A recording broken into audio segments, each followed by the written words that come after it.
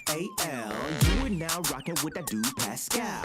We be going wild, Haitian in the building, so original. Got the haters catching feelings. Get your hands up to the ceiling and keep them held high, cause St. Louis isn't ready. Forget about it, goodbye. Hold up, we just saying hi. Five somebody, rise up. Weekdays, catch us live, somebody. Let's go. Good afternoon. We back, everybody. We back. Welcome to the Pascal Show. Hope you guys all doing well out there. Hope this show finds you in great spirits, because another day above the dirt is always a blessing. Let's not forget that, okay? Man, oh man, oh man, oh man, oh man. There's a lot going on today. You got the Nick Reiner stuff that's going on. You got the D4vd stuff going on. There's a lot to be discussed today. A lot of coverage going on. Even Erica Kirk put out a video. I'm not kidding. Erica Kirk put out a video going after the likes of Candy O. Yeah, so there's a lot that's going on. There's a lot that's popping. A lot of things are percolating. Okay, so do me a favor. We're back here again. We back at it again with another live, mother lovers. Appreciate you guys being here. Thank you so much for coming back. Told you guys I'd be back. You know, even if it means it's a short while, doesn't matter. We're gonna be here, at least at the start of this whole thing. I may have to leave, depending on how long this hearing goes. I may have to leave a little bit early. Depends. We'll see what happens. But before we get into everything, please do me a favor, hit that like button down below. Hit that reaction button if you're watching on other platforms. If you are watching on these other platforms, like Facebook, X, Twitter, Instagram, TikTok, Rumble, Twitch, Kick. Make sure you hit that follow button. Subscribe here on my YouTube channel, please, and thank you. Subscribe. Hit that notification bell on this platform so you know whenever I go live or whenever I upload, because it is random. Go to my second channel, The Pascal Show Clips. Make sure you're subscribed over there too, because let me tell you something. There is some things that you're missing out over there as well. So make sure you are subscribed, okay, to the second channel, The Pascal Show Clips. Make sure that notification bell is set to all over there as well. Hit that like button down below. Crush it, please, and thank you. Hit that join button down below. Become a member. You can check out my Patreon as well if you want to support the channel even further. And, of course, check out PascalMerch.com. We got some really great stuff over there, so go check it out, PascalMerch.com. Okay, guys. Let us get into this conversation, shall we? Let us get into this conversation, okay? We got some things we've got to get into, all right? And, of course, we are waiting. So it's literally in the next, because somebody's asking, which one is it? Is it 3:30 or is it 4:30? It is at 4:30 Eastern Standard Time, which will be in 9 minutes, okay? Just so you know, in about 9 minutes, just so that you guys are fully aware, in 9 whole minutes, he is supposed to be walking into the courtroom and they're supposed to be having a hearing. And we will see what they present. And of course, we will find out if if D4vd's team is asking for an extension, they might ask for a continuance because there's 40 plus terabytes of content. And it's not just CP, guys. It's other things like videos, like nothing,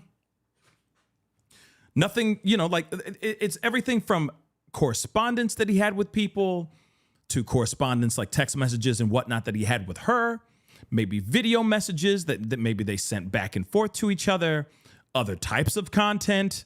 Like I said, it's all kinds of different things, emails, text messages, voice memos, etc. that they're looking at. And the thing is that his team needs time to look through all of that stuff. But remember, his team was gung-ho about this getting into a speedy trial. In fact, both sides were like, bet, yeah, let's do 60 days. Let's do 2 months. Let's get this case rolling. Let's get this trial going in 2 months. Let's get it on and popping. We ain't playing. Let's go. Prosecution's sitting there going, we ready. You want to sit here and make it seem like something like we ain't ready, but we ready. We ready for D4vd. So if you want to do 60 days, we could do 60 days. That's not a problem with us. Let's go. Let's wrap this bad boy up. Hit the orchestral music. You know what I'm saying? Let's wrap it up, B. Let's go. So when it comes to that, both sides agreed to that. But I don't think that defense realized that prosecution had so much evidence. Oh, let's not forget, guys. Let's not forget this other part too. They tapped his wire. He was wiretapped, y'all. Okay? Oops. Let me do that again. Yeah. He was tapped in the wire. Okay? He was wiretapped. So God only knows how much content, how many hours of conversations he had that were all incriminating. Yeah, he was wiretapped. You can say it's giving he's screwed. It's giving he's screwed. Do you understand that? That came out of nowhere. First off, it came out of nowhere about the CP, but we shouldn't be that surprised about it, even though we are surprised about it. Okay, we are surprised, like, damn. He had CP, the chock full of CP on his own phone. Damn, son, that's crazy, right? And we kind of expected it, given the fact that the rumors that were flying all over the place was that he was having, relations with the likes of a little. I feel like it would be, safe to say that we shouldn't be that shocked about it, even though we are. You see what I'm saying? But then when they said, we wiretapped that ass, that should be the biggest revelation. That was a big revelation. The chock full of CP. Absolutely. But the fact that they were following him and monitoring his phone calls, etc., he is so freaking screwed. That's the shock. To me, that's the shocking part. We already knew he was a disgusting animal. Now we're hearing more information like, yeah, so about that, we got other content and other evidence of him talking about said thing to whoever he was talking to about these things. We tapped that wire. We wiretapped that ass. He's in so much trouble. Like I said, he is so screwed. He's deep fried. He's beyond cooked. He charcoal now. This will not be this. He is man, he is in so much trouble. He is in so much trouble. And I'm gonna tell you what, I'm here for it. In case you didn't already know that, I'm here for it. Get his ass. Please and thank you. So in about 4 minutes from now, a little less than 4 minutes from now, he allegedly will be walking into the courthouse. Now, here's the other thing. There are no cameras. There will not be any cameras inside the courthouse. Let's just make that abundantly clear, because some of y'all are like, is there going to be cameras? Is there going to be cameras? Hey, is there going to be cameras? Cameras. No cameras, guys. No cameras. Hold on. Let's get this right. There will be no cameras in the courthouse. Ladies and germs, I repeat, there will be no cameras inside the courtroom. Thank you. Just so you guys know, no cameras. So we won't see anything. All we can do is rely on the people who are actually standing in line or actually getting filed into the courthouse as we speak right now. In fact, let me show up Kunif. Let's see if Megan Kunif is in the courthouse. Look at this. Oh, shoot. Let me make sure. Hold on. I did not set this up yet. Uno momento, por favor. Por favore. Hold on. So we got Megan Kunif basically saying 5 minutes ago, I'm at the courthouse for status conference in singer D4vd's murder case. Okay? His lawyers are a few people in front of me at the 9th floor security line. I'll let you know what happened. So that was 5 minutes ago. Okay? Let's see. Hold on. Thank you so much for this, Mary. Pascal, baby, you got long wind. I done been to the store and everything and came back. Well, we did take a break, so I haven't been that long-winded. But I was, yeah. Okay. So we are back. We are going to cover a little bit of this. We're going to see how long this actual trial does last for. Like I said, I may have to bust a move. Okay, because I got some things I got to take care of, but I at least want to be able to cover a little bit of this before it gets, before things get crazy. All right, and if it ends soon, then we'll find out exactly what's going on. And so we're gonna keep an eye on Megan Kunif, okay, because she is gonna be doing some coverage on this, I'm sure. There is some live feeds going on outside of the courthouse, which we will be taking a look at here in just a little bit. There's going to be a lot of different lives and all that going on and coverage of what's going on for D4vd. But here's something that I do want to show you guys, because here's the thing. In case you didn't already know, we did cover the case of Nick Reiner, right? Rob Reiner's son, who actually took the life of his dad, Rob Reiner. Nick Reiner took the life of his dad, Rob Reiner, famous actor, famous filmmaker, director, and his mom. Okay, so he killed his dad, Rob, and his mom as well. All right. Now, he also had a preliminary hearing today. That's the reason why it's crazy that they're basically in the same jail. They're being held up in the same jail, both D4vd and Nick Reiner. All right. So Nick Reiner had his preliminary hearing today, this morning. Hence the reason why D4vd's court hearing or, court appearance was pushed to later this afternoon, to right now. All right. Pretty insane. And for those of y'all who are just late to the party, just so you know, the hearing is supposed to be starting right about now.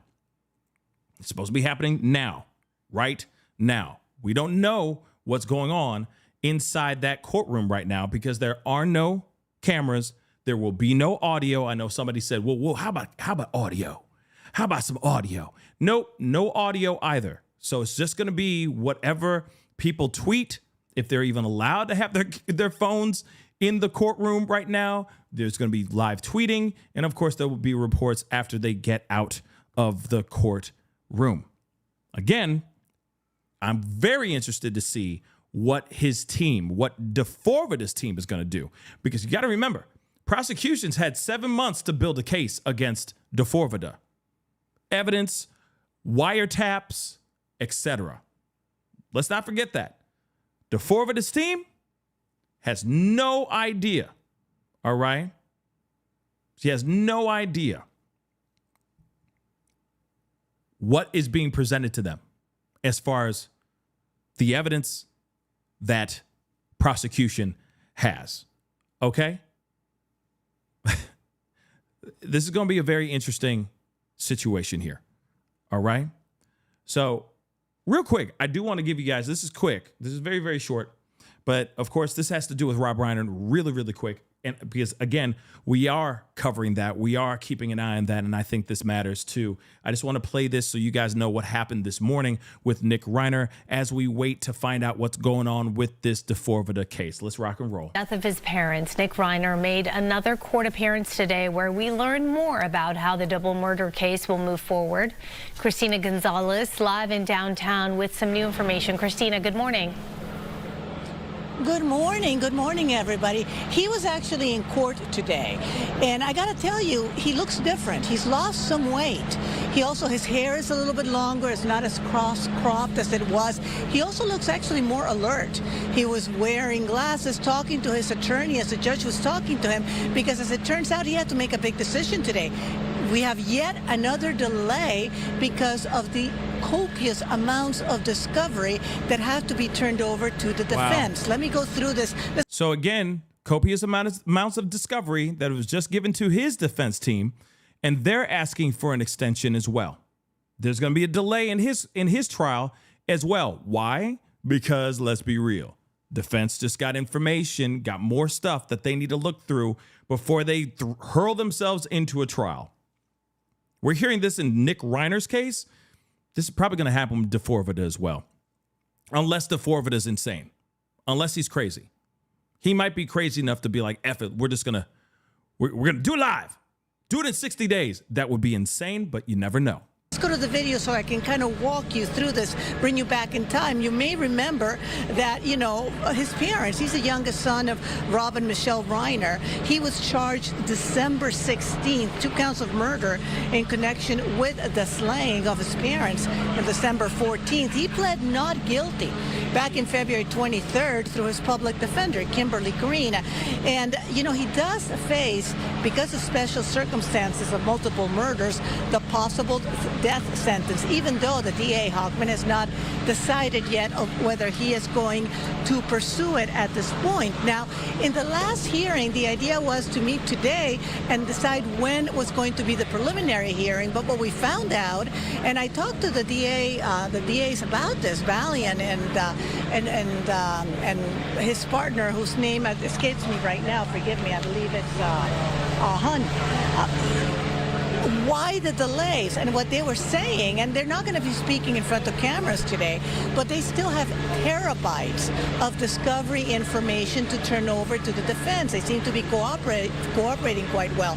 But what was surprising to me is that even the prosecution does not have the autopsy report yet for both of the victims. They don't have an autopsy report. We had heard that the cause of death was because they were stabbed repeatedly with a sharp object, seemingly a knife. But they're still waiting on toxicology and all kinds of things, which 4 months later has not come through. So they're now going to delay until September for the next hearing, and at that hearing they will decide when to have a preliminary hearing.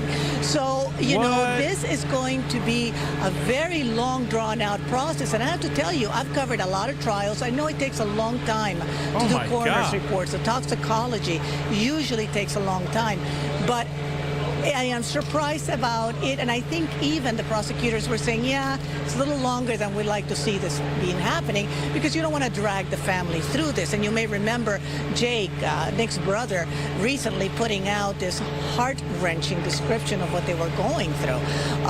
At this point, though, it doesn't seem that there's going to be a discussion about even what they have to present against them in a case until September 15th, I believe. So at this point, he remains in custody, no bail. And again, he looked more awake.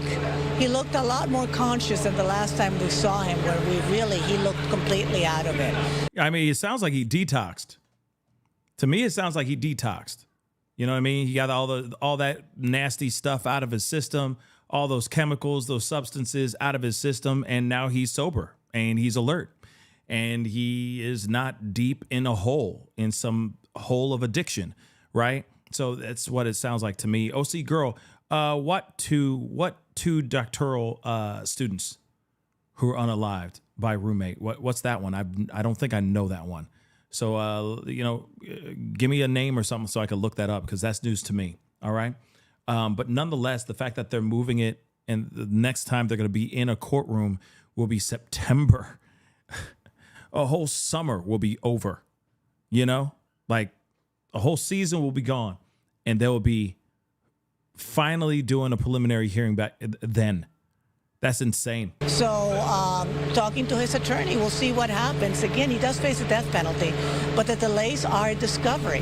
And the discovery includes especially the autopsy report, which has yet to be filed even with the prosecution. That's the latest from downtown criminal courts, where, by the way, on the hallway, just on the courtroom across from the courtroom I was in, David's, the case, is going to be heard this afternoon. They're also supposed to be hearing David Burke's when they're going to set a preliminary hearing. So that's supposed to happen this afternoon. So a busy day in court here, but none of the attorneys wanting to speak at this point to media. They just want to wait to see what happens in September. Any reason why the delay in the toxicology report and the coroner's report? I know those things take some time, as you were mentioning, Christina, but any reason why that it is so delayed? They didn't. I mean, I talked to the prosecutor, I talked to Bellion and myself, and, saying, like, is this normal? He says, it takes time, but it's been 4 months, and it's not like these people were suspected of being, drug addicts or something like that they had to do toxicology because they were, these are victims who are well known, they have medical histories they seem to know the cause of death, but I also know they want to be very, very careful with this. He is facing very, very serious circumstances, and if the defense, and he's pled not guilty, if the defense decides to go with insanity as a defense, that's a very complicated case. So they're going to take their time with this. Yeah. It's not only the fact that the victims were loved, it's a public personas, it's just that on its own, even without that, it's not an easy case. All right. Yeah, again, to me, it sounds like an easy case. You want to know why it sounds like an easy case? He walked in that room and he straight up took their lives. I don't see any hard thing. I don't see any difficulty with that case. I know he's sitting there saying, oh, he's not guilty, blah, blah, blah. But he did that. Okay.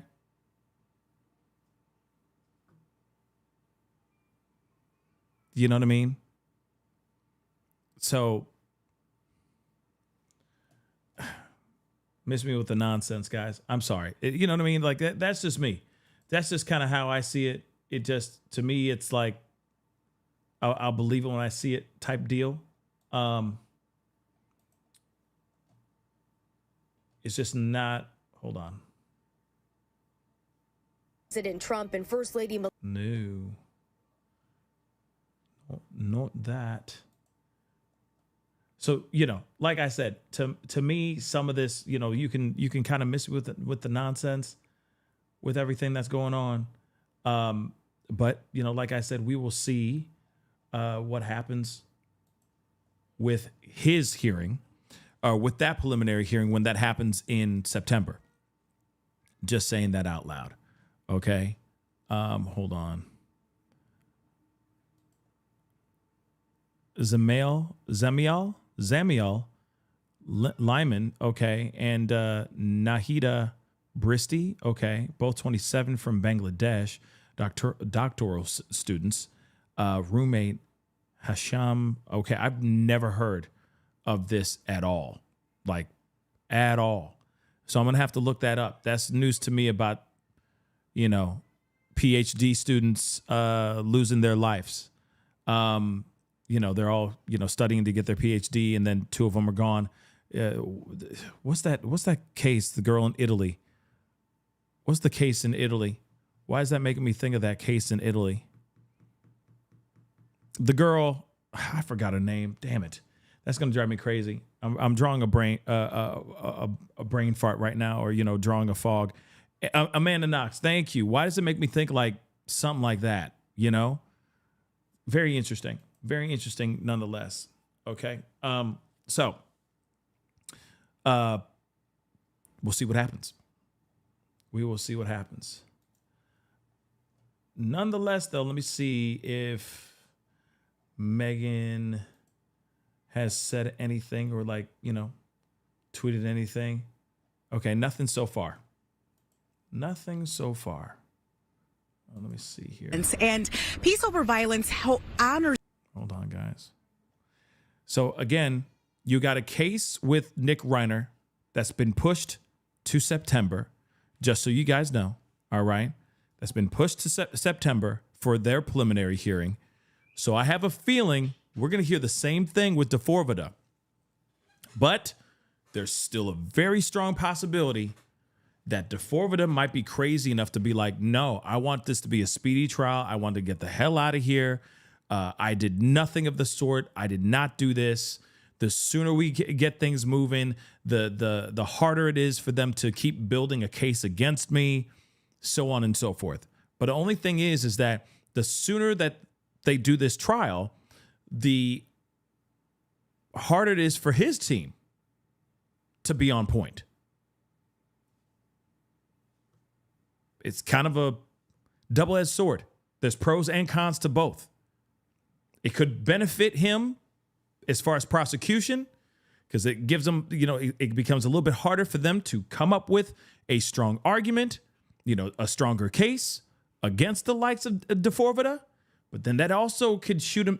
It's almost like he's shooting himself in the foot, the potential of him screwing this up as well, because they won't have time to come up with a strong fight, a strong defense against prosecution. So if they keep pushing for 60 days, first off, I'm like, please, let's do 60 days. Come on. Faster you get out there, the faster we can lock you up. So let's go, baby. Right? But you never know. His team might be like, we need more time to go through all of this stuff.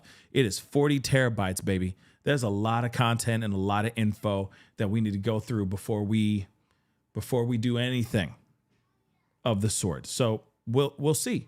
We'll see what happens. But again, it is pretty crazy so far.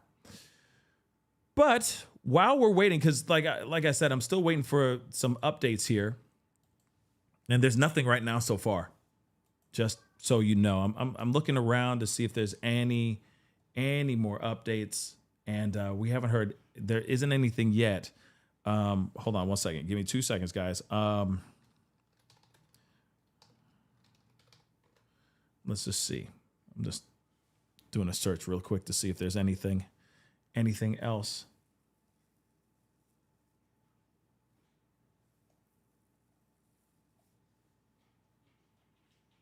So far, nothing so far. Yeah, so far, nothing yet. But give it time. We might be seeing something here. Some updates here very, very soon. Okay. But no matter what, guys, I mean, if the trial doesn't happen for a year, or the trial doesn't happen, happens in 60 days, this man they're just delaying the inevitable. This man is so he is so cooked. It's ridiculous. Now, this is a little bit of a left turn. Okay. But we got some time to kill. All right. We have a little bit of time to kill because nothing's happened yet. There's some live feeds that haven't started yet at all either, that I'm kind of waiting for those live feeds to get started. Those things have not happened yet at all. So I'm kind of waiting for that as well, just so that you guys know what I'm doing behind the scenes here. So I'm still waiting to see about a live that's going to be happening. Okay. So give me a second. When that stuff does happen, we will talk about it for sure. But just a little bit of a left turn, okay? Just rock with me. Just give me a little grace, because there are some other things that are going on right now outside of the David realm. So we got to step outside of the David realm and the Nick Reiner realm for just 2 seconds, okay? And like I said, just rock with me, okay? Here's the thing.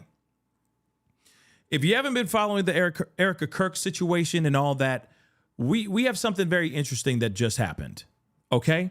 Erica Kirk went to her Truth Social, or not Truth Social, I'm sorry. She went to her social media, and she just goes scorched earth after media, after media and Candace Owens. Yeah, y'all. Goes after Candace Owens. We haven't really heard her say anything about Candy O for a minute. And then suddenly out of nowhere, she's going after Candy O now. Now, this is also after what happened, the attempt on Trump and actually the Trump administration. All right, what happened on Saturday night? Remember Saturday night? Whether you agree, whether you think it was staged or not, okay, it really, there's a lot of people that are very concerned about what happened. She was one of those people we saw on camera running off, and was, extremely distraught about about this attempt on his life, on Trump and the Trump administration's life, people were people's lives were hanging at a balance. For lack of a better term. Okay. And there's a couple different things that are going on. We already saw the video. I was trying to find the video itself so I could show you the video itself of her like walking out, being quickly escorted out of the White House Correspondents' Dinner. And she's like, I just want to go home. And she's obviously sobbing and crying. And there's been a lot of people that have been going off on her about that, basically saying like, you of all people whose husband was all about gun violence. He was, okay. He did quote certain things about gun violence. Should be the last person to be upset. Some people were very much feeling some type of way about her crying. Some people think it was crocodile tears. Some people think it was fake because she knew the cameras are on and she just wanted to, put on a show. So it's like, feel bad for me because my husband, he lost his life due to gun violence kind of situation. You know what I mean? So anyway, she did a video and we got time. So let's take a look at this. This is absolutely crazy. She's calling out everybody and their mama because people have been going in on her. And can I say, why does she look like a Steve Jobs? You know what I'm saying? Like why does she look like Kendall Roy? Nobody know Kendall Roy? Why does she look like Kendall Roy? Why does she look like she's auditioning for like the female version of Succession or something? Is she doing the spinoff with Shiv? Like, what's going on here? Ain't nobody see this. Why is she in straight up stealth mode? Is the AK right next to her too? Does it match her outfit? I'm just saying that it's like black on everything. You know what I'm saying? She looks like she's ready for war. Yeah, G.I. Kirk. G.I. Erica. Ain't that crazy? Standing on business. Come on. She's like, I'm ready for war. You know what I mean? Come at me, Candy. Come at me. You know what I mean? Oh, Candace also responded too. So we're going to look at that here in a second too. Like I said, we got some time. So we're going to look at this. Okay. Yeah. It's definitely giving Elizabeth Holmes vibes. Yeah. Yeah. We ain't talking about like the Katie Holmes and, we ain't talking about that Holmes. All right. We ain't talking that Holmes. We talking the one who used, who was faking, the faker, Elizabeth Holmes, that looked like she was just hopped up on Adderall or Ritalin or whatever the hell it was. You know what I'm saying? But here she is. Here she is. And what she has to say is as plain as black and white. You see what I did there? Because she's white and wearing all black.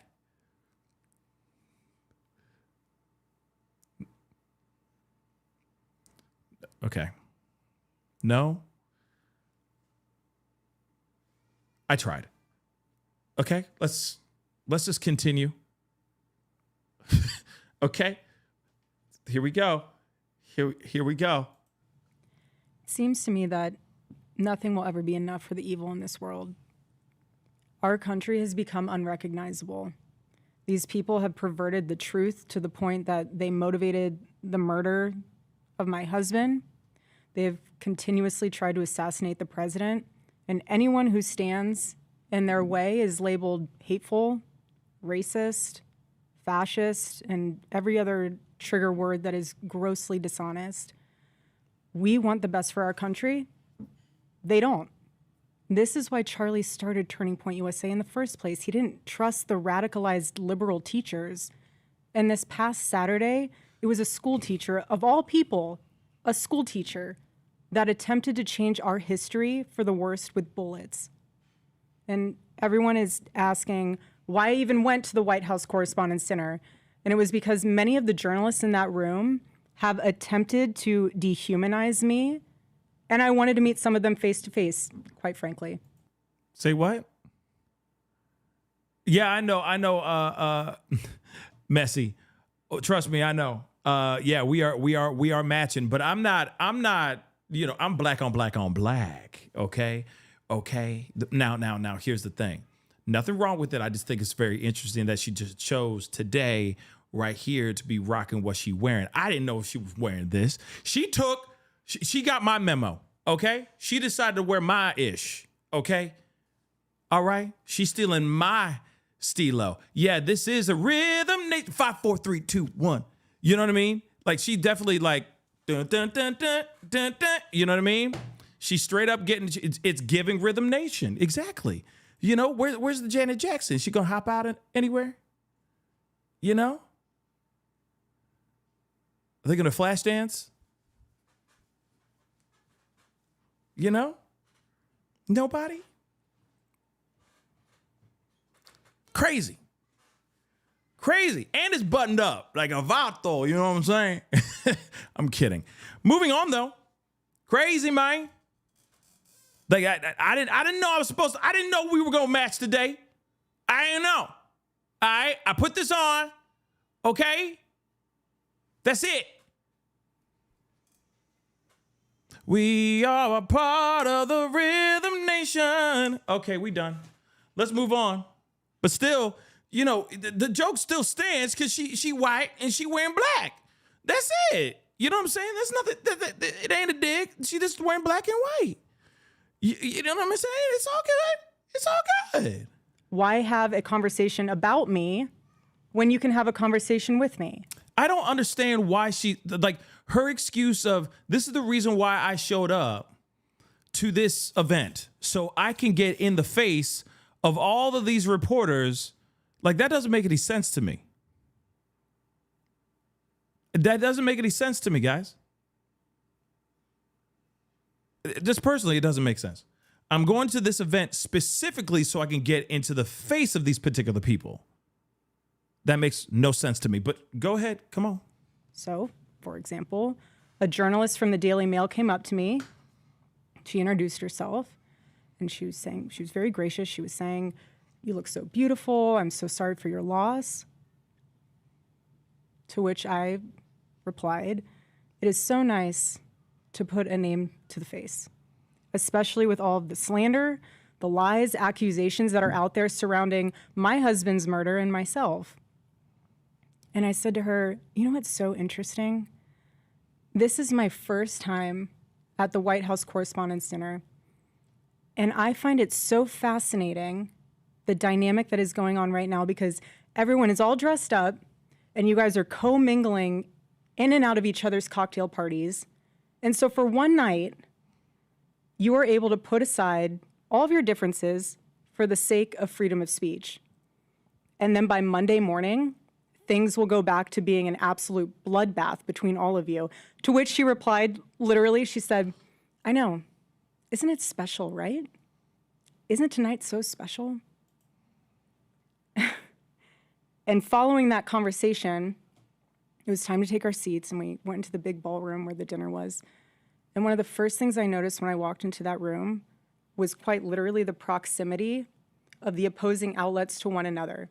So you have one table here that's Politico, and another table here that's Fox, and another table here that's WAPO, and you're all crammed together, elbow to elbow.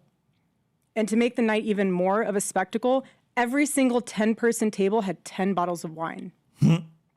And the president of the White House Correspondents Association, she did a great job of trying to make the evening have that feeling of Americana. You know, we were in a room celebrating freedom of speech despite our differences. And the U.S. Marine Band performed the national anthem so beautifully. And then shortly thereafter, gunshots rang out and total chaos ensued. And you guys have all seen what happened next because... Okay, hold on. We're going to continue on, but it's interesting how she is like starting this conversation. I mean, listen, if people are there to have a good time and enjoy and like, you know, celebrate the business of media and journalism and all that, and they want to have some wine, that's on them, right? But it was pretty crazy. There is footage of actual people grabbing full-on bottles off the tables. It really did happen, okay? And yes, guys, the hearing is going to be happening here. The hearing is already happening right now. We're still waiting on some news and updates, okay? So give us some time, all right? We're going to let that thing cook. When we get some updates, I promise you, we're going to hear it as soon as possible. I keep refreshing and checking on another page, okay, on the side, okay? But here's what's interesting about this, all right? They were definitely stealing bottles. They were definitely stealing bottles of wine during, while, chaos is happening and they're trying to escort and rush the administration and officials out of the building. Other people who are just sitting there chilling, they're like, and I'm going to take that bottle. And they just took they're like, F it. We got to, this is nerve wracking. This is scary. Pfft. This is mind blowing. I gotta go. Let me have a drink or two. We're gonna go and finish this bottle over here and have a great time, right? I mean, if that's what they did, that's what they did. I mean, there's nothing. I don't know. 10 bottles at the table. I mean, there's 10 bottles at the table. You also got to remember. Let me just also point this out. And I'm going to say this till I'm blue in the face. I still don't understand why a good portion of media were even in that room in the first place. I don't get it. Trump would sit there and call those people fake media all freaking day long. But then today is the day that he's honoring journalists, and saying that, the same people that he was calling fake news are the same people he is giving honor to and giving them 10 bottles of wine per table. I just don't get it. Personally, I'm going, why are you even there? With all due respect, you do you, boo-boo. Do you, boo-boo, but it doesn't make sense why you would actually be at that table doing this thing. If he don't like you, why are you even there? That just doesn't make sense to me. But everybody's out there. Like, I can see Fox News and all them, I can see the ones, CBS and Fox News. I could see that. But CNN and the likes of all these other media companies, why are you there? It just, like I said, doesn't make any earthly sense. All right? So that's weird. Okay? But let us continue on. It just doesn't make sense, guys. Okay. But if you're going to go there, I guess, you might as well get some free liquor. You might as well get, you might as well get a free drink, I guess. There are 1,000 videos of it. So let's discuss that fact for a second. If you were in that room, you had no way of knowing what the status of the shooter was, how many there were, or honestly, really anything. It was just utter chaos. And so during an active shooting, these journalists are using their phones to find moments to capture for clips. They were so concerned about getting a video in a room with an active shooter that they could have accidentally and quite literally filmed themselves being shot. Okay. Well, here's the other thing, too. This is also their job. And the news is actually happening right there in their face. What do you think they're going to do? Of course they're going to film it. That's their job. Their job is to do exactly what they did. You see what I'm saying? So again, like, okay, fine, but this is their job. Their job is chaos is happening, ground zero, where they're at. You don't think that their media outlets aren't reaching out to them being like, get as much footage as you can? Yes, Tyler, exactly. This is journalism. That's part of their job. So yes, some of them were, leaning on the bottle a little bit. But the other ones were like, yo, we got to film this. This is a moment in history. This is a historical moment. And we are here being honored for the job that we do. But news is happening, is being brought to our front door at this event. It would be ridiculous for us not to actually cover the exact same thing, what we're being honored for right now, which is telling the news, giving people updates, right? So again, weird, right? Very, very weird. I got a super chat here really quick. Hold on. And if I missed one, I'm really, really sorry. Okay. Where is that? Okay. General Genobi, thank you so much for the love. I have a headache anymore every day from it all. When is peace? My therapist makes a mint. Yeah, I'm sure I'm sure Genobi, your therapist is properly minted. Okay. We're all going through it together. Let's just hold hands and go through the chaos together, shall we? We'll just get through the chaos together. One story at a time, one day at a time. JLK, thank you so much for the love. Did anyone see the picture of Trump chilling and looking behind the curtain at everyone while they were all scrambling to get out? Looking a little suspicious, in my opinion. Yeah, it looked suspicious. We can agree with that. That definitely looked weird. He just stood there. It did look weird. Optically, it did look weird. I'm sorry. It did look weird. It definitely looked weird. No question on that. But it could have been a situation where they're like, yo, stay right here, sir. We'll be right there with you as they're getting other people. You know what I mean? Like chaos was happening, So I don't know. So, something's up, right? But let's continue.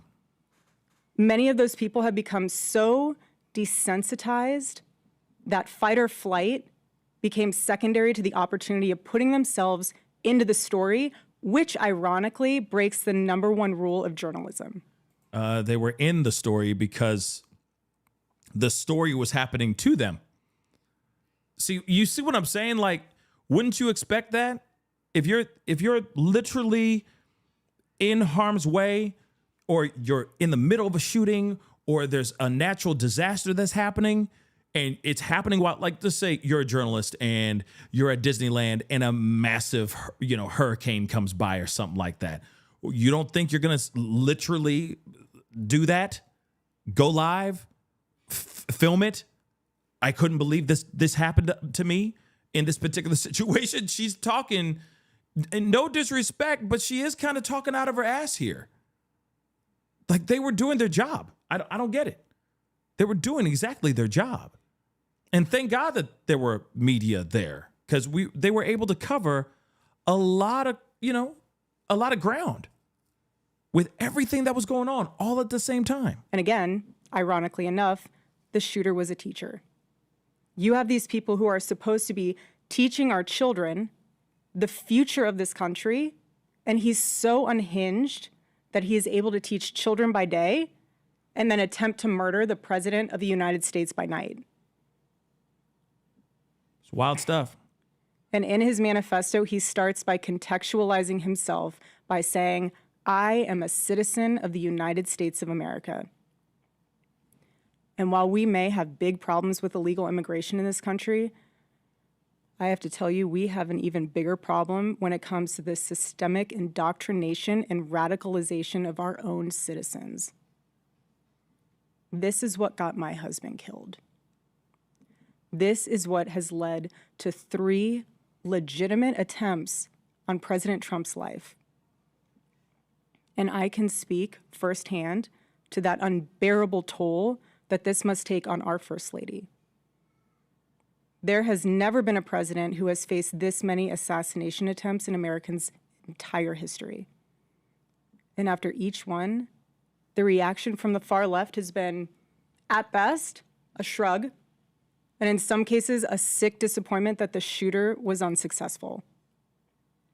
We are all human beings.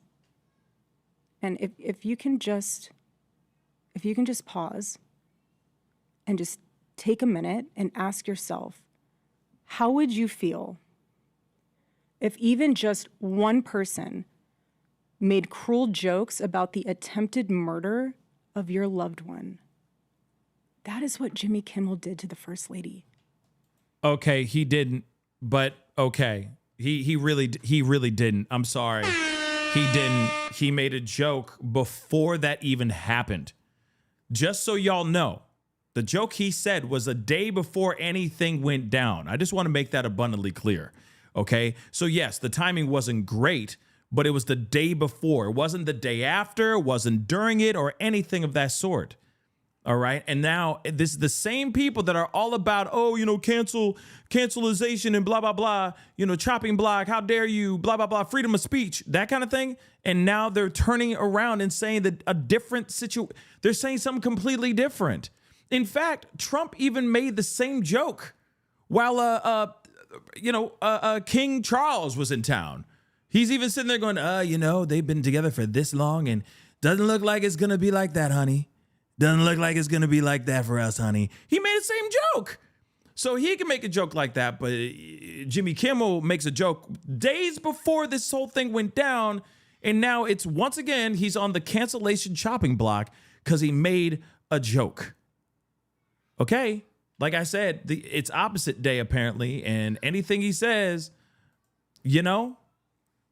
it just, like I said, this is just ridiculous. Let me get this here really quick. Messi, thank you so much for love. Ironically, she doesn't know the definition of ironic. How ironic. She must have learned from Alanis Morissette, not Charlie or the Mother Loving Dictionary. And that came from Messi. Oh my God, that came from Messi. So holy cow. Okay. Yeah. Now isn't that ironic? Don't you think? Moving on though. It's very interesting that she's saying this kind of stuff. No disrespect. I just don't agree. Okay, with a portion of what she's saying here. Okay. Yes, we are living in a time where people are heavily indoctrinated, where there's so much violent rhetoric that's going on back and forth. But we can look at both sides on that situation. We can point the finger on both sides of the aisle. But we also do have somebody in office right now that all he does say is nothing but, violent rhetoric towards one specific side. That is very true. Okay, it's these radical lefts, it's these idiots, it's the demon rats, it's all this stuff, right? We keep on hearing it all the time. Instead of him saying, "Hey, let us unite as a country and find common ground," it is you are red, or like I am red, you are blue, and because you're blue, I don't like you. That's messed up, y'all. He said that she had the glow of an expected widow. The glow of an expected widow. Just 48 hours before that nightmare almost became a reality. In this culture we're living in, absorbs disagreement as a form of personal betrayal. It turns having an opposing viewpoint into a moral crime worthy of punishment. And here's what I've realized through all of this, truly, having lived through quite literal hell these past 7 months, if you strip someone of their humanity long enough, you will arrive at the chilling conclusion that they don't deserve to exist at all. Every morning I wake up to a new headline lying about me. I have comedians dressing up in whiteface. I have people saying I'm not fit to be CEO. And I have Candace Owens claiming I murdered my husband. Damn. Meow, meow, meow, meow. Shots fired. Shots fired, though. Shots fired. Bruh. She ain't playing. She ain't playing. Not today. Not today. Yeah. Well. And the list goes on and on and on.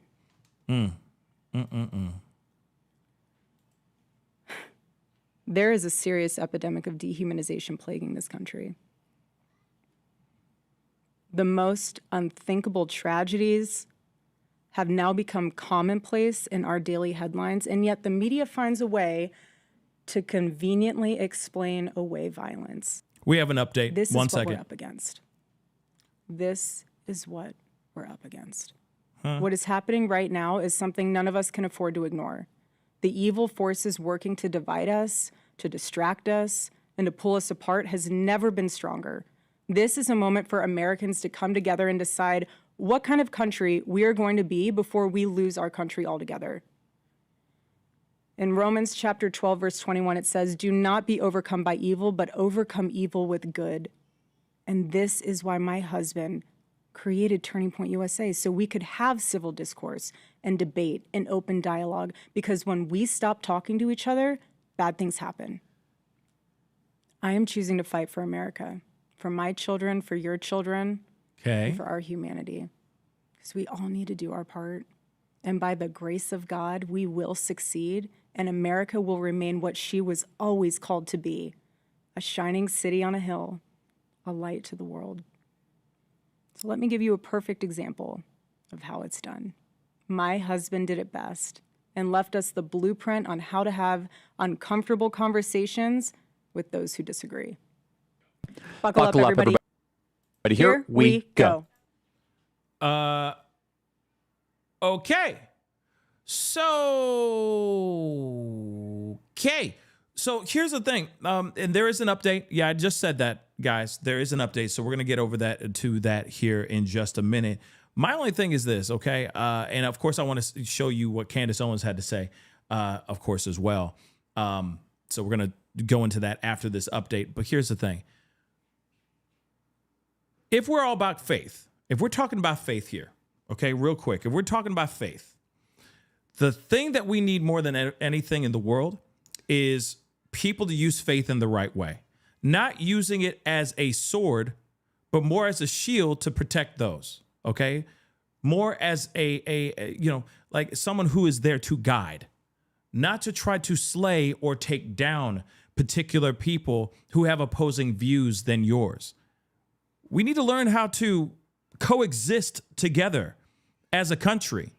That was very divisive near the end. Not the stuff like, what Turning Point USA is all about, but when she's like, it's them, they. Who's they? Is she talking about the left? Is she saying that? Is she talking about the left here? This is the same woman that was, glorifying her team for selling a whole bunch of merch at his memorial. Remember that? John Cena. Remember all that? Bring it. Come on in. The widow of Charlie Kirk. In comes Erica Kirk. Right? Fireworks and everything like it's the WWE. Right? Remember all that crap? After that whole thing, she has a whole meeting with people and saying, hey, just so you know, great job with selling all this merch. Great job with all this merch. What? But you're going off on people who are there, who are journalists, and their job is to be journalists? Then you sit there and say that this is what they do. They do it. Who's they? Are you talking about the evil out there? Because there's evil. We can talk about them. Okay, just like DJ Khaled. They don't want us to succeed. They don't want us to see. They don't want to see us be happy. Okay, they are always going to try to take us down. Absolutely. But evil wears many, many masks. So again, when you sit there and say they, what are you talking about? Because once again, you're seriously putting out divisive rhetoric to push a certain demographic or a particular political view out the window. Because it can only just be Christians that vote red, not people who just want to live their lives and have a good life and be good people. Okay? See, that's the thing. If I'm correct, Jesus loved and embraced everyone of all kinds of walks of life.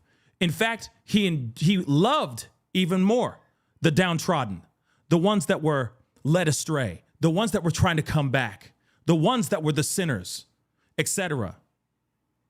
No one's perfect. We're all human. I just don't think she has any right to sit here and try to divide the country again with this rhetoric, especially when she sits there and says her man, Charlie of the Kirk, how he's all about opening up the table so we can have open conversations and think for ourselves, right? Have those tough conversations. He's the one who said that. She's not doing that right here. She's not. Now, I get it. She can go after Candace Owens all she wants. That's fine. That I'm here for that. I'm here for that, okay? I'm not a fan of Candace Owens. I've already been very, very candid about that, about Candace. I've been candid about Candace, okay? Let's be real. But on some real stuff, nah, bruh. Nah, this ain't for me. But of course, she's trying to say this to cater to her base. She's trying to get people back into her good graces, people back into TPUSA. And I'm sorry. Let me tell you this, too. Obviously, I'm not a fan of Charlie Kirk either, but he shouldn't have lost his life the way he lost his life. But he had more charisma than she does. It's a different vibe. It's a different energy. And I'm not sitting here saying that Charlie Kirk's energy was just so warm and I just wanted to have a nice cup of tea with him. No, but there's something about her demeanor that is just not the same. You understand? It's like forced or something. It's wooden. It's fake. It's just something about her. Just something about her. And maybe it's the Rhythm Nation look that's so off-putting. I don't know. But something's throwing me off. We're going to look at what Candace had to say here in a second. But we got to go into this update from Megan Cuniff real quick. Okay, she is saying this. All right.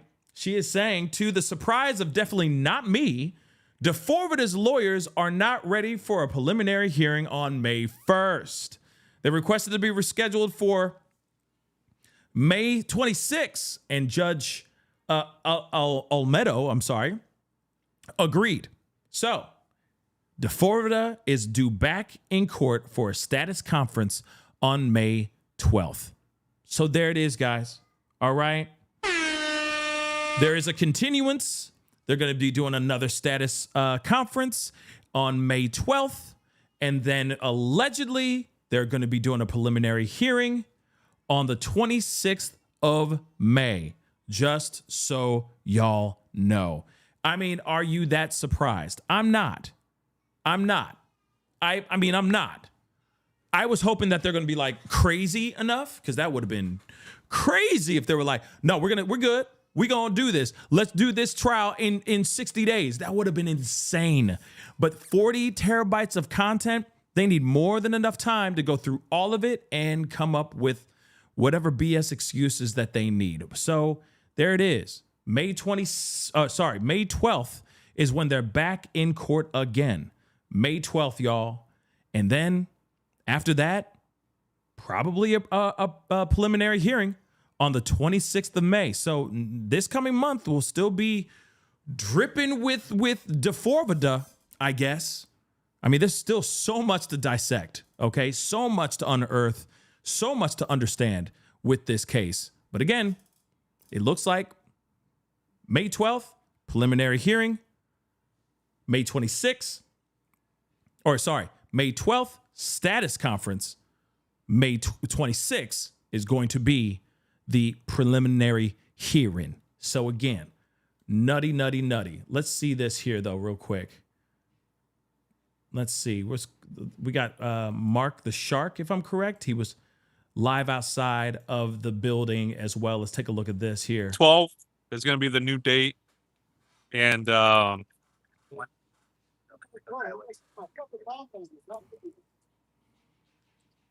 it was pretty standard, he was in an orange jumpsuit, so he wasn't in regular clothes. No, because I think that got denied. His got haircut, denied. it was the same.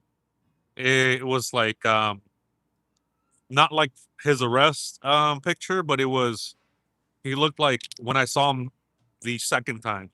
So it didn't look like he got a haircut. It just looked the same. And he looked a little bit more what's the word? I don't know. He looked the same. Yeah, it's like twists. Yeah, he has like twists and it's like a little puffy. So it's like it looks like that. Yeah, he looked okay. He didn't look too, he didn't look confident, but he didn't look worried, you know? He looked like accepting. I think he has a very stoic face. That's what I think. I feel like a lot of kids nowadays, I don't know what it is, but the younger generation, they're all stoic as hell. You just can't read their faces a lot. You know what I'm saying? You really can't read their faces. They're just kind of like they whatever's processing behind their eyes, you can't really see it in their face. You feel me? And I think he's just one of those kids. Like you just can't see what's going on, what he's processing behind his eyes. You see what I'm saying? That's just the vibe I get. Accepting what's coming. So new court date. Yeah, thank you, Go. Appreciate that. Yeah, make sure you guys hit the like button too, please. Yeah, hit the like button, y'all. Let me look at my notes, all right? Let's see what he says. So the judge is Almeida. And there was a lot of legal jargon. And they're trying to get they have 54 warrants that they are trying to unseal. So 54 sealed warrants are they trying to get unsealed. And so June 1st through the 8th, there's not going to be any court. So they were going back and forth with court dates. You know, what's going to be good, what's going to be hey, what's up, guys?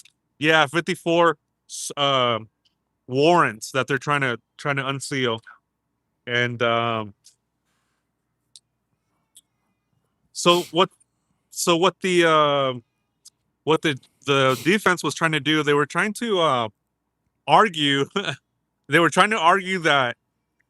the filings that the prosecution was doing was they were trying to seal some of the evidence or all the evidence. They were trying to what's the word? They were saying that it was one-sided. Like what the prosecution is presenting is one-sided, which I've never heard that before. I've never heard that argument ever before in a courtroom, that the people what they're presenting is one-sided, and what the prosecution was saying is, look, we're just presenting the evidence. This is what we have. And they're like, we've never heard of a case law or anything like that says, look, we're gonna seal the evidence. We're just presenting what we believe and what we're gonna present, and that's what we're gonna do. And hey, Loggins, good to see you. Welcome to the First Wave member. And so the defense is trying to say that, hold on, there's like construction going on, guys. Hopefully, let this guy move out a little bit. Yeah, they're grasping for straws. I was like, I was like dumbfounded. Like, what? You're trying to do a motion to seal the prosecution's evidence? Like, what? Because it's one-sided? I mean, I was like, dude, come on, you guys got to do better than that. Yeah. And so they were going back and forth on that. I'm like, what does that mean? You know what I'm saying? Like, oh, it's so one-sided. What? Yeah, it's like, exactly, CJ. Okay. Buenos dias.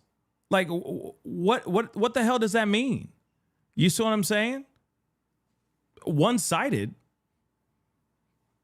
Like, what are you talking about? You see what I'm saying? Like, this is kind of dumb. But again, they're like he just said, and I agree, they're grasping at straws. You got 54 different warrants, right? 54. The dude is cooked, okay? 54. This is going to be so freaking bad for him. I mean, you know, I don't feel bad for him. I'm just saying it's going to be freaking bad for him. So the fact that they're trying to do everything they can, this is the kind of same thing that we were dealing with. With Diddy as well. You know, in the very beginning of the trial, they were trying to find anything that they could to try to justify things that he did, right? And what's crazy is that some of that stuff stuck and some of that stuff actually worked. But they were being petty as hell. They were driving all the way down to Petty Town, all right? And they were just moving the goalpost as best as they could, grasping at straws. And the fact that they were playing dirty, they were scrappy as hell, and it worked. That's the crazy part. So they might play dirty with this too, the defense, right? But I've never heard anything like one-sided ever in my life. Real quick, I'm just going to read this off the side. This is from SF Investigates, okay? She says, from the D4vd hearing continued until May 26th, the speedy preliminary was a bluff by the defense. Yeah, it really was. The game of hide the ball from the public has started. The judge agreed to put a protective order on the search warrants and affidavits, as well as the grand jury transcripts. What? What? So much for an open and transparent system. David's defense even asked for a simple brief to be sealed. They want everything closed off from everybody. They want everything closed off. What in the hell is going on here? Okay? That's absolutely knuckin' futs, man. Don't worry. Let's look at what Mark is saying here. Okay, check out his channel. All right, he was live just a second ago. Mark, if I'm correct, Mark the Shark. Okay, he was just live outside the courthouse. Okay, we're gonna look and see if there's any more updates anywhere else as well from other people here. But let's just hear a little bit more of what he has to say. This is absolutely crazy. Man, you guys got to do better than that. So that's crazy. So guys. They were saying of that. Unbelievable.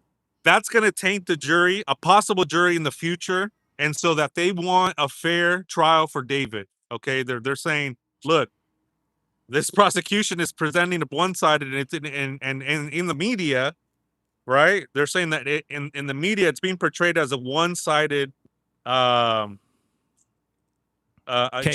just one-sided, and so, I mean, I get it. Okay, let me just say this really quick. I do get that this is a very high-profile case, and that there's already people out here in the public. The court of public opinion has already come up, for the most part, their own verdict. For the most part, all of us pretty much say the man is cooked and he's guilty and he's going to be looking at possibly the DP. He might be meeting Mr. Sparky. Let's be real. He might be in some serious trouble. All right? So I get it that they may want to keep things under seal so that the general public don't find out more information, and that could taint potential jurors. I get that. But everybody already knows this case already, and a lot of people have already come up with their own verdict already. Now, here's the thing. Anything's possible.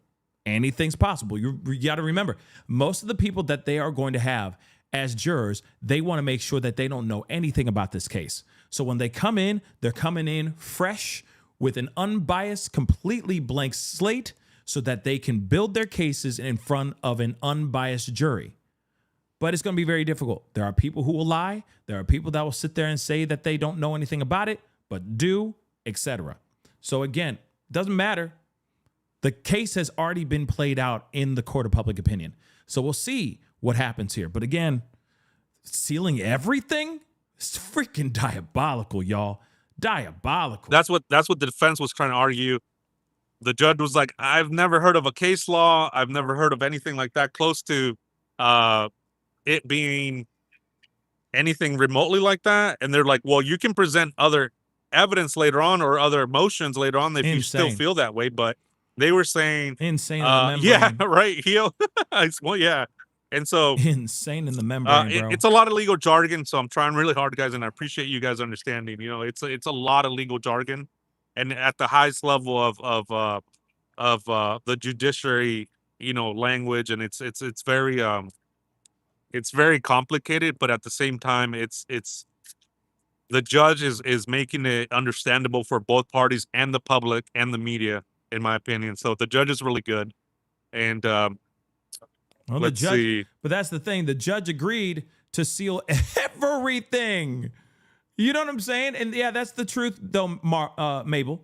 Okay, Mabel, you're right. You will not get an unbiased jury. It's going to be very, very hard to find anyone that doesn't know about this case. You might find a few random people like, yo, you heard about this David story? You know what I mean? It's very, very difficult. It's not that easy to find people that don't know about this case or have heard some story about a girl found chopped up in the front trunk of Tesla by some rapper dude named David. I'm just saying they know some semblance of this story. You know what I mean? Because it's terrifying. It's been 7 months of people talking about this at nauseum. So again, it's going to be very difficult for them to find a full group of people that don't know a damn thing about this. Okay, let's keep it a bean. Okay, please do me a favor though, guys. Okay, hit the like button down below, crush that subscribe button, please and thank you. All right, please and thank you. All right, hit that like button. Let's get it to 1K. That would really mean the world to me. Okay, let's continue. But yeah, this guy's screwed no matter what. No matter if the information, all the stuff that they have as far as interviews, etc., that would be released at some point, doesn't matter if they keep it under seal. Like the jury is already out. Okay, the verdict is already in. He's a very, very bad man, and he's going down for this for good. Period.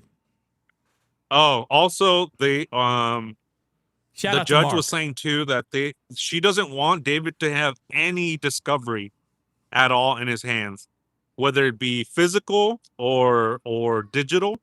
The judge was really strict on that. She does not want any physical copies of discovery to David at all. None. Wow. He cannot have anything in his possession. Okay. Nothing. So that was big too. That's what the judge was saying too. Okay, so they're like, yo, the general public won't get it, and he won't get it either. So his team will have it, but he won't get any of that. And I don't blame him.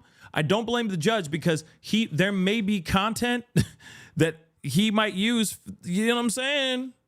He might use some of that content. You feel me? I'm just saying. He gets his hands on that stuff. You get what I'm saying, though, right? So then also at the same time, he could also make phone calls to other people, see if that he can go tamper and intimidate witnesses and all that as well. Oh, yeah, I forgot about that person. Oh, okay, I didn't know that this, that, and the third. Okay, let's, like what Diddy did. Remember what Diddy did? That alone should have completely screwed him up. That alone, what Diddy was doing behind bars, should have gotten himself in trouble. But what happened? Nothing. He got nothing, not even a slap on the wrist. But remember, he was intimidating witnesses as well through third parties. He was paying people off too, remember? Some people didn't show up. Some mother lovers didn't even want to testify anymore, either because he intimidated the hell out of them or he paid them the F off. Think about that too. You got a kid. He may not be rich like Diddy, but he got money. He's got money enough to pay people off, kids off, so that they can shut the hell up. People blackmailing him left and right because of this unsavory relationship that he had with the likes of Celeste Rivas. Who's to say that he's going to be like, oh, yeah, I remember that dude. Okay, he about this, he about to testify, so on and so forth. Come on now. He calling up everybody, asking third parties to reach out to these people, X, Y, and Z, so that they don't testify. So this screws up the prosecution's their prosecution's case. You see what I'm saying? So they're like, nope, don't give him not a damn thing, because this could compromise the case, compromise this trial. Nope.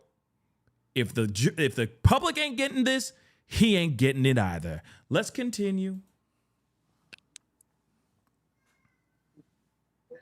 All right, just looking at my Insane. notes. I mean, he can look at the discovery, but he can't have it. And I think it's because of the nature of the crime that it's being presented. I think that's why. And it's understandable. I mean, let's be real. It's like I said, it's CP, and then there's the potential of him getting in a hold of content that, you see what I'm saying, that he could use to entice himself, if you get what I'm saying, and also reach out and possibly mess with this whole trial. You know, you don't want this defendant to have, you know, access or physical copies of what is presented, right? Does that make sense, guys? Yeah. It's insane. Exactly, guys. I'll leave that to you guys. I'll leave that to you guys to think about. Yeah. So the judge did give the defense a big packet, two big packets. All right. And it looked like it was yeah, smart judge, real smart. Yeah, no physical, nothing, and no digital. I mean, he can look at it, obviously, right? But he cannot have it at all. Okay. Absolutely not, the judge said. So the defense was trying to do that. They were going back and forth. Well, actually, let me go back a little bit. They did have two envelopes, two huge envelopes, like manila folders, and it was like this big. One of them was this big, and the other one was that big of what I assume was evidence or, you know, something pertaining obviously to the case. But it was like that. I mean, it was like that big. It looked like an encyclopedia, and then the other one was like that big. So it was huge. So the judge, yeah, I think it was evidence or discovery or something like that. Transcripts. I'm pretty sure. And so they gave it to the bailiff. The judge gave it to the bailiff, and then the bailiff handed it over to the defense. To the defense. Unsealed it, so it's like from the judge to the bailiff to the defense. So I thought that was good. That way there's no reason for them to say, look, hey, this was tampered. Nope, they went straight to the defense. So they were trying to cite some court cases, you know, grasping at straws, in my opinion, by the defense, that they said that they want a fair trial for Anthony Burke, and that they don't want a jury pool to be tainted with this one-sided, quote unquote, one-sided, records, one-sided perspective on David. And so the judge said, no, it's, you know, she's like, this high profile case, they're like, we have a high profile case already. The Reiner case, right? She didn't mention it, but we obviously knew what she was talking about. Let me just say this really quick. As much as they're like, it's not fair because it's a one-sided breakdown of D4vd. Let me just explain something to you really quick. That is defense job. That is the defense job, to paint him as a three-dimensional human being. That is their job. Their job is to try to convince the jury that he is too good of a man, that he would never do something of that sort. That is their job. So this one-sided BS of like, oh, it's one-sided, you're making D4vd look like a mother-loving monster. How dare you with the D4vd, the one-sided. Stop. Your job is to present a strong argument to the jury and make them believe that he's a good guy and that he would never do something like this. This is when you bring in character witnesses like family, etc., friends that don't know anything about his nefarious, disturbing antics, that may not know anything about this, what he did, but they only know him as a great guy. That's what you're supposed to be doing. So stop. Like, that's the thing. It's like, miss me with the nonsense of like, no, you're making it one-sided now. We have a problem with that. So, I'm sorry, with all due respect, so, that's your job, man. So do your mother-loving job. Do your job. And you got some serious heavy lifting. They got some serious heavy lifting to do. Okay? They are in so much trouble. It is insane how much trouble they are in right now. They have a long trip ahead of them. Okay? Long trip. A long trip ahead of them to show that he did not do this, when in actuality he did. All right, let me just see. Is there more here? Let me just see. He might have ended the memberships. Oh no, he's just, really good. Thank you. Subscribe and share, and but it was like that. I mean, I can continue to do what I do here and bring you guys. Okay, so and that's pretty much what he just gave. What he gave us, what we just saw, is basically what he said. Okay, so definitely check out Mark the Shark. Okay, he did a live. That's where we went and checked it out. Of course, I always try to give credit where credit is due as best as I can. Go check it out. Now, I do want to share this, though, with y'all, too, okay? And it's this. This is from SF Investigates. I just read this, but I just want to repeat it one more time for those y'all who are just getting kind of late to the party. So, from the D4vd hearing, continued until May 26th. The speedy preliminary was a bluff by the defense. Yeah. They were like, we got to speed this up. We got to do this as soon as possible. We want this within the next 10 days. We want to know what's going on. We have no problem doing a trial in 60 days. We got this. Yeah, they were talking up a big game only for them to sit there and go, well, in actuality, damn, you said 40 terabytes? Oh, damn, you said you wiretapped his ass? Oh, damn. Okay, my bad. In second thought, we might need more time. Yeah, so that's exactly what we're hearing right now. So the speedy preliminary was a bluff by the defense. The game of hide the ball from the public has started. So the judge agreed to put a protective order on the search warrants and affidavits, as well as the grand jury transcripts. So all that information is now cut off from all of us. Just a quick reminder, all right? So much for an open and transparent system. D4vd's defense even asked for a simple brief to be sealed. Why would you have all those things be sealed? Wild. Don't get me wrong, all the CSAM, by all means, keep that under seal. Please and thank you. But as far as search warrants and the affidavits, etc., the grand jury transcripts, really? All of it? All of it. That's crazy. So this is the reason why this trial is going to be even more important to keep an eye on, because when the trial does actually happen, there's going to be so much coming out. There's going to be so many new revelations. This is going to be absolutely insane when this trial actually goes down. Yeah, you're talking audio recordings. You're talking about anything that they did. All of it will be under seal. We won't be able to get anything until this trial actually happens. So again, this sounds like this trial might not happen until 2027. If it's going at this rate, yeah. Yeah, Wanda J, 54 warrants. That's a lot to take in, absolutely. His goose is absolutely cooked. It is more than cooked. It is deep fried. He is so freaking screwed. And people need to realize that. He is so cooked. It is insane how cooked he is.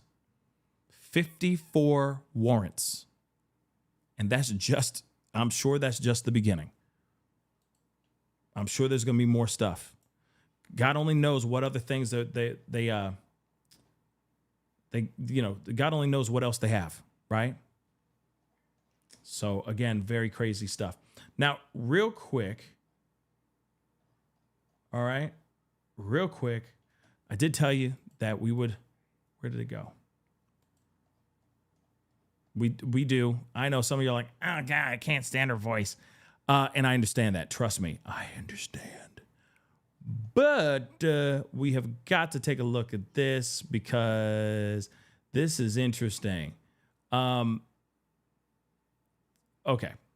This is the Erica Kirk thing. This is, and I have to share this. This is Candy O. All right. She is responding. Okay. She basically said, okay, so Candace Owens is back. She's already putting a spin on the White House correspondence. Okay. And of course, she's trying to make a new Erica Kirk conspiracy out of it. She basically insinuates that the attack is fake and is being used to garner sympathy for Erica. I don't know how that is, but okay. Okay. All right. Saying that the attack will be used as an excuse for Erica to no longer do events. She posted this right after posting about being confirmed by the Catholic Church, by the way.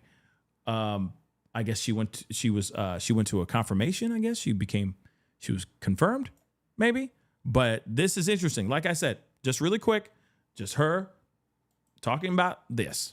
All right, you guys, first and foremost, thank you for all the birthday wishes. Back on air today, back from Rome. Can't wait to respond to everything. The Time magazine cover. Very quickly want to get in my predictions for the Erica addressing the world about the shooting, the Secret Service shooting, apparently.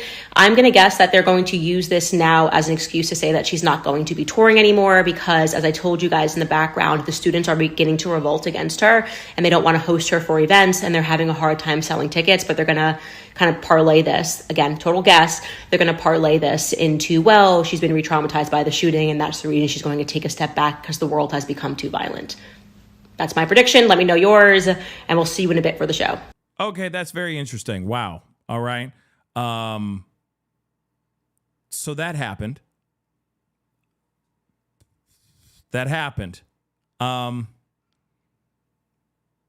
Yeah. We live in some weird times, guys. I don't know. I don't know what to say anymore about all that. Okay. I don't know. But we're going back over to David. Okay. But again, that's very interesting stuff. But Megan Kuniff came out with some more information. Sorry, guys, but we're hopping back and forth. All right. So we got some more info. So let's take a look at this. Obviously, she just said that things got moved. Okay. Things got moved to the 26th. They're going to do a status conference on May 12th, like we already talked about. Prosecutors file a brief that D4vd's lawyer, Blair Burke, complained is, quote unquote, one-sided, like we just heard from Mark the Shark. Okay. And could taint the jury pool. She wanted the judge to seal it, but the judge said no. That means reporters are trying to get a copy of that brief right now. Stay tuned. Interesting. So when that comes out, we will talk about it for sure. The judge also specified that the protective order means D4vd can't keep a copy of any discovery information in his jail cell. No photos, no documents, not anything, not a damn thing. He's not allowed to have anything, okay? If his lawyers believe he needs a copy of something, they have to get the judge's permission to give it to him. Let's see if there's anything more. Nothing more. And that was a post that she put up 20 minutes ago. So prosecutors filed a brief that they complained, saying that defense said that this was one-sided, whatever the brief may be. Allegedly, that is unsealed. We will see that at some point today. At some point, okay? When that does come out, we will talk about it. But that is absolutely crazy nonetheless, okay? Insane. Welcome to the world that we live in, y'all. Welcome to the world that we live in. Now we got information that's constantly being sealed, or that's getting sealed, so we can't even see what's really going on, or what they've discovered, what they've found out. We can't get any more gruesome details, which is crap. Let's see, TMZ. Nurse Janice said, read TMZ. Hold on. Let's see. Let me refresh TMZ because I just went to check TMZ and I didn't see anything. All I see is that Ving Rhames collapsed inside an LA restaurant. Okay. That's one thing. Hold on. I'm looking. I don't see anything. Prayers to Ving Rhames. Definitely prayers to Ving Rhames. I don't see anything right now as far as D4vd. If that's what you're talking about. I don't see anything about David right now on TMZ. Let's see. Yeah, nope. Yeah, Ving has not been healthy for a while. You know that, and yeah, it was kind of a dead giveaway in the latest Mission Impossible movie.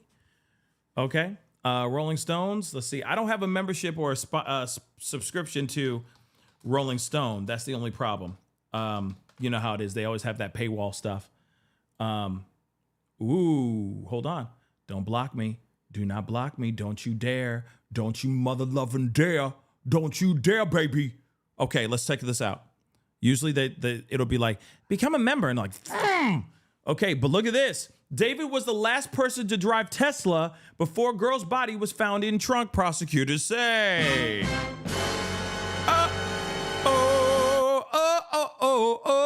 He is screwed, okay? Let's be real. Last person to drive the car. Last person to drive the car before Silas' body was found inside the car. Oh. Look at this. Oh, mon Dieu. Look at this. D4vd appeared in court Wednesday as his lawyers asked that his preliminary hearing be delayed for several weeks. The evidentiary hearing that was set to begin Friday has been pushed to May 26. Minutes after the hearing ended, prosecutors released a blockbuster evidence brief claiming that, quote-unquote, surveillance video and other evidence confirmed defendant was the last person to drive his Tesla before the dismembered and decomposed remains of 14-year-old Celeste Rivas were found in the front trunk of his mother-loving car last September. Come on now. The brief obtained by Rolling Stones, this happened fast, by the way. Damn. Claims the platinum-selling singer, born D4vd, he will always be named D4vd, first met Rivas when she was 11 years old. Well, we've heard younger, but we'll see what happens. Prosecutors allege Burke, D4vd, began an sexual relationship. Come on, man. What the hell's this? Okay. Began an sexual relationship with Rivas when she was 13 years old, and that Riverside County officials contacted D4vd in February of 2024 and informed him of her age after she was reported missing by her family. Wow.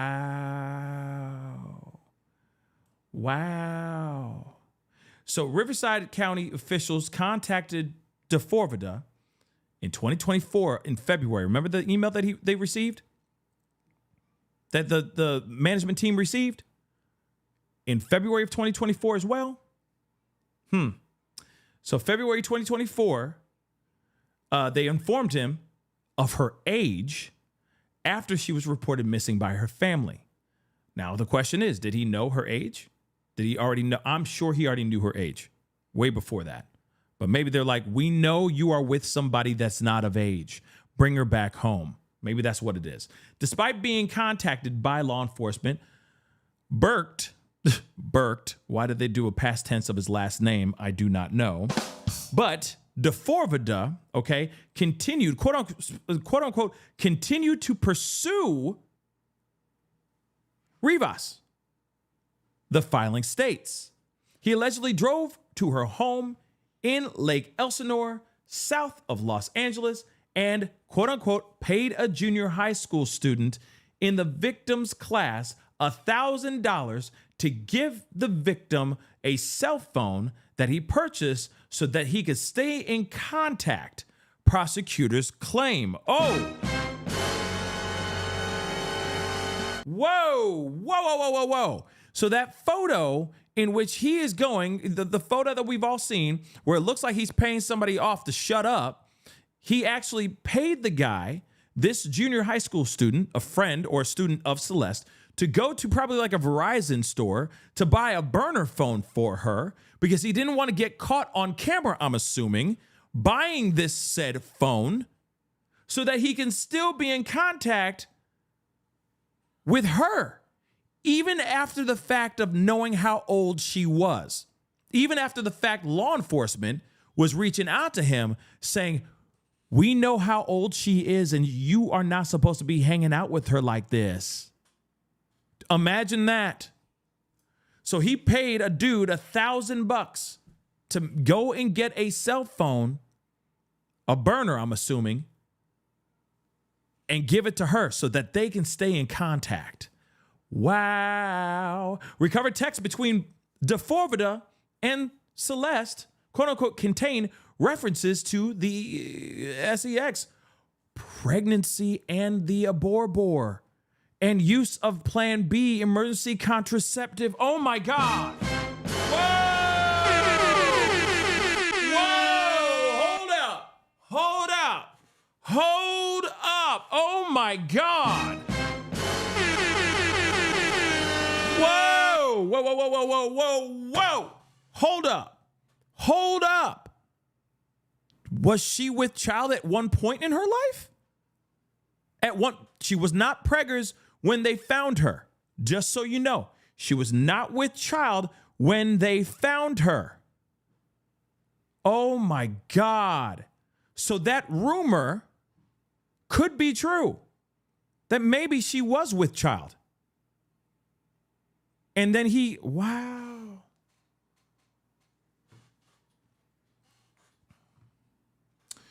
Oh, this poor child. Oh, this poor, poor child. I'm going to repeat that again. I'm sorry. That just threw me off. And you had the Plan B too. With the Plan B.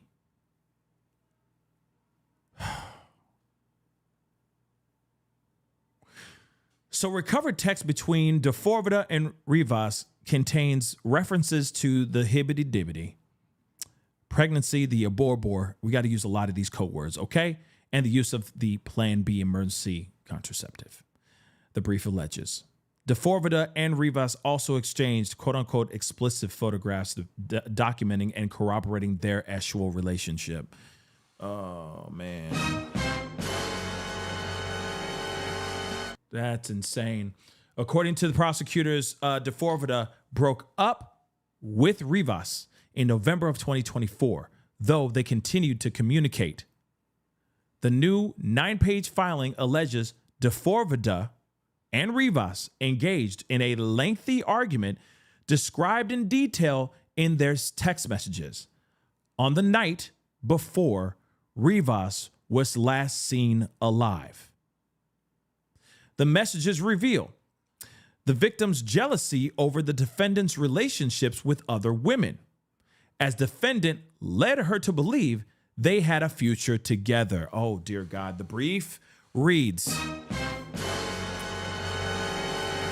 So, Rivas, Celeste, purportedly became, quote-unquote, extremely upset and threatened to disclose damaging information about her relationship with D4vd to end his career and destroy his life, prosecutors claim. D4vd sent an Uber to go pick Celeste up from her home in Lake Elsinore on April 23rd, 2025, the night she was allegedly murdered. The circumstances, quote unquote, the circumstances and present state of discovery lead us to conclude we need this additional time to review the discovery we just got or are about to get. This is what his defense lawyer said, okay? One of his defense lawyers, all right? She said at this afternoon hearing. The judge, okay, asked D4vd if he agreed to the postponement. He said, yes, Your Honor. Now, we already know about who he is and all that crap. Prosecutors also charged him with continuous SA of a child under the age of 14 and unlawful mutilation of human remains. They added special circumstance allegations of M of a witness, mirar, for financial gain and lying awake, which we already know about, which makes him eligible for the DP. The prosecutors have not yet decided whether to pursue it, so we'll find out soon enough. Burke has pleaded not guilty. All right. Last week, the Deputy DA Silverman, Beth Silverman, revealed that D4vd's iCloud account obtained by investigators contained what she described as significant amount of CSAM. Now, his lawyers pressed for an immediate preliminary hearing, which they did. And then, of course, now we're hearing all this other information. And now they're like, oh, we need more time. Oh, my damn. The judge said it would be begin this Friday, but then it got pushed. OK, we already know about him being arrested. A long awaited report. Autopsy report released last week concluded Celeste died from multiple penetrating injuries, which we already know about in the upper abdomen. The report also described the condition of her remains, which we already know about as well. Okay, if convicted, he faces life in prison without the possibility of parole or the DP. Prosecutors have said a decision on whether to seek the DP will be made at a later date. Okay, let me see. And this is all just extra stuff. So all other fluff, okay, the backstory, and all that. We have got to look at this again, okay? I hate to repeat this again, but we have to look at this again, all right? One thing is for sure. They're saying he was the last person to drive his car. That is absolutely massive, all right? That is a massive reveal. Reveal number one, he was the last person to drive his own vehicle, and it's without question. So when SF Investigates had an interview, I think it was with Ashley Banfield when she was on News Nation, she did ask him, can you tell who is the person who drove the car? And he's like, it's very distinct that you could tell who's the last person to drive this car, the Tesla. Yeah, it's him who drove he was the last person to operate that vehicle. Okay. And then her body was found in that Tesla. So you do the reverse math. He did that mother loving ish. All right. Okay. Moving on. The surveillance video and other evidence confirm. Defendant was the last person to drive that car before her body was found. Okay. They first met when she was 11 years old, according to prosecution. Okay. And they began a very unsavory relationship. I'm just repeating this all over again so you guys can hear this, okay? With Rivas when she was 13 years old. So he met her when she was 11 years old, guys. And then when she was 13, that's when they started having some sort of relationship, okay? And that the Riverside County officials contacted D4vd in February of 2024 and informed him of her age after she was reported missing by her family, I guess the first time, because the last time she was reported missing by her family was in April of 2024, just so you guys know. So again, his agent, his management team knew, everybody knew, everyone knew. Moving on, despite being contacted by law enforcement, D4vd continued to pursue Celeste. He allegedly drove to her home in Lake Elsinore and paid a junior high student in the victim's class 1,000 buckaroos to give the victim a cell phone that he purchased so that they could stay in contact with each other. So, my bad. Not him going in, not the junior high school student going into a store and buying the cell phone. In fact, he goes, here is the bag with the cell phone. Here's $1,000. Please give it to my girl Celeste, because I still want to be in contact with her. So they just had a direct line of communication with each other, period. This is while all this craziness is going on, which is crazy. So maybe parents getting paid off may not be true, but it may be too. That's still on the table. Recovered texts between Celeste and D4vd contain references to all types of stuff. The S, her pregnancy, abort, and the use of Plan B, y'all. Yo, this is what the brief alleges. Now, D4vd and Celeste also exchanged explicit photographs documenting and corroborating their actual relationship. So all kinds of nasty, nasty content that they shouldn't have been exchanging in the first place. According to prosecutors, he broke up with Celeste in November of 2024. November of 2024. So then what the hell was she doing from November, what was she doing in November of 2024 all the way to April of 2025? What's going on between those times? You see what I'm saying? Something weird is going on here, guys. Something very weird is going on, though they continue to communicate during that time. So maybe they were just on again and off again. Like a Ross and Rachel, you know, they're on again, they were off again, they were on again, they were off again. But she was also a habitual runaway, right? So she kept running away. Where was she running to? She was staying at that that other house he was renting as well. So what the hell is going on, right? I know. But I know. She's way too young for that kind of relationship, period. But this is what they're saying. So maybe they were on again, off again, right? The new 9-page filing alleges Burke and Celeste, D4vd and Celeste engaged in a lengthy argument described in detail in their text messages on the night before she was last seen alive. So on April 22nd of 2025, they were going in on each other. And she basically, I'm sure she said, I'm about to make your life a living hell. I'm about to tell everybody about what we did. And if there was possible pregnancy involved in this situation, she was like, I'm about to unearth it all. I'm going to do a tell-all. I'm going to tell everybody about what you did while your album's about to drop. Your life is over. Because she was getting jealous that he was talking to other chicas.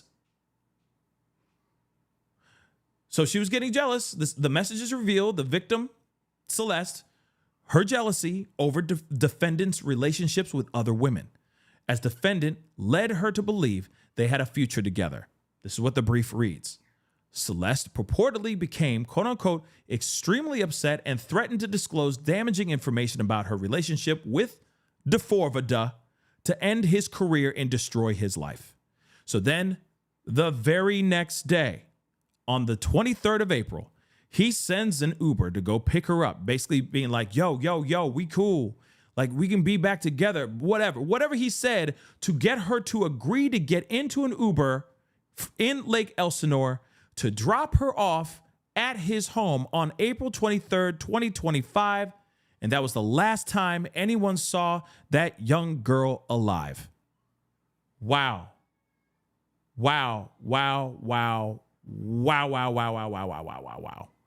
Wow. He is cooked. Okay.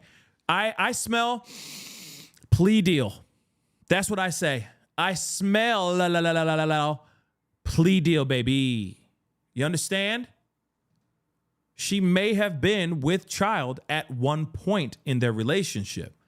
Maybe that's the reason why they split up in November of 2024.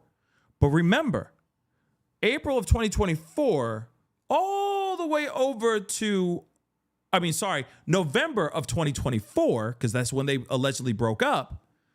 November of 2024, all the way over to April of 2025, that's some significant time.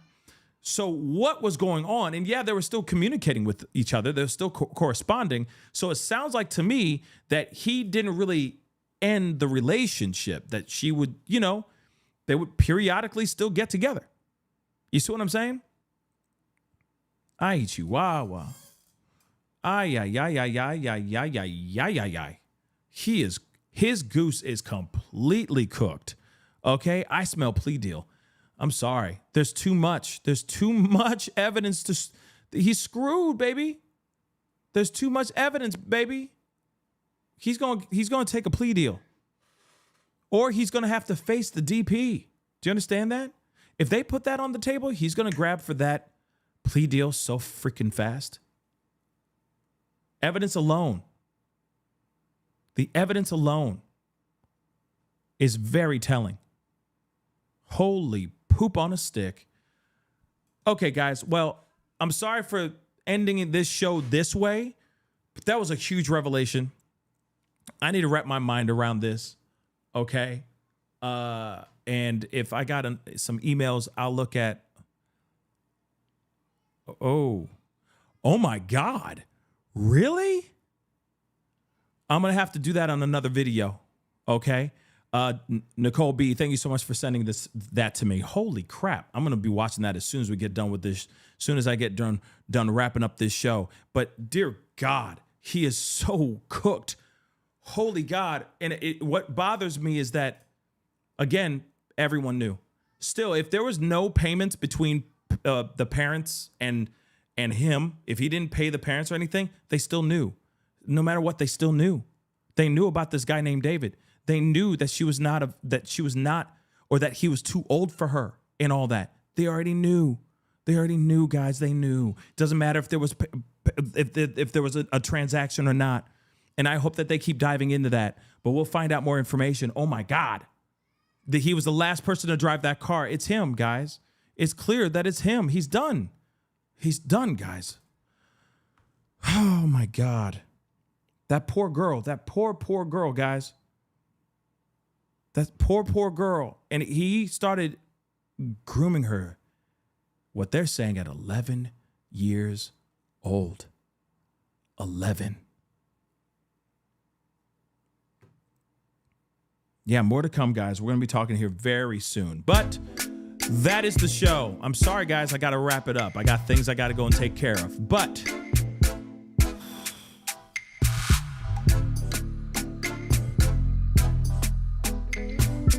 it's a damn shame, guys.